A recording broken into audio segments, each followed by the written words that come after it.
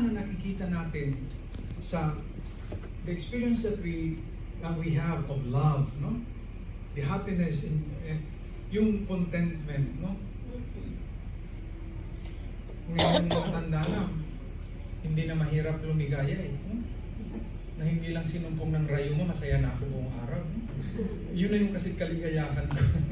Mga maliliit na kaligayahan na lang. Kung ganitong maliliit na kaligayahan ay nakakapuno na sa ating puso, how much more kung fullness nito? When we do good, for example, we feel it, no? Yes. Pag nagkukumunyon tayo, we feel the Lord. Hopefully, na-feel niyo ang Lord, no? Kumbaga, i-multiply natin ito to the highest level pagdating sa langit, no? So, dito sa atin, sa lupa, puro lang patikim ng tunay na kaligayahan na mararamdaman natin. So, that is what we hope for, na yung darating is much, much bigger than we expect.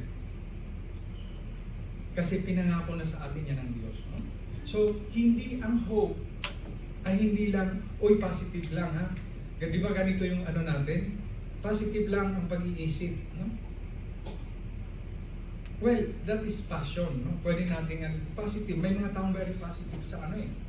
Kahit walang pananampalataya, pero very positive sa ano, outlook sa buhay. Kasi it helps them psychologically, no? Kung ang nakikita mo ay half empty at hindi buo, no? Yung iba, di ba? Pag binigyan ka ng lemon, gumawa ka ng limonada, no? Huwag maging bitter o maging sour, no? Di ba? Dahil binigyan ka ng ganito, no? So, totoo, it's good that we have to be optimistic, and then yun yung sinasabing, ay, babalik din yan sa kanya, karma. No, we don't believe in karma, we believe in grace. Okay, we don't wish bad to others. No? Anong wini-wish natin? Na sana magbago sila. Okay? Kasi nga tayo nahihirapan magbago eh.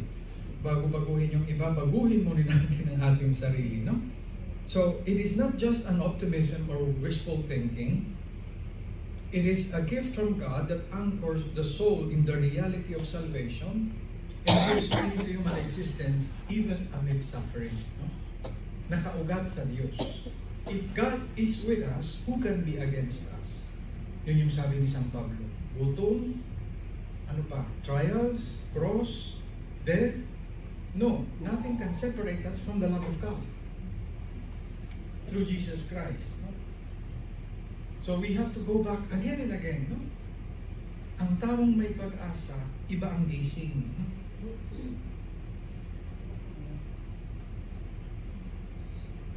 Alam niya na may Diyos.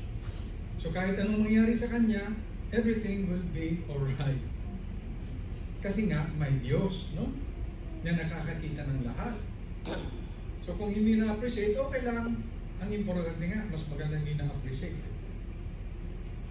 Kasi sabi ng Diyos, you will have your reward in heaven, mas malaki. Kung ang ginagawa natin ay puro para purihin tayo, no?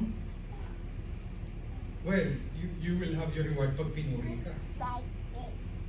Pero nasasayang ba ang Diyos sa iyong ginagawa? Are you doing it for yourself or for God? No? So sino pa rin ang Diyos? No? Hope, no, is rooted in God's fidelity. God is faithful. No? Yung asawa mo naging unfaithful, okay lang. Basta hindi naging unfaithful ang Diyos.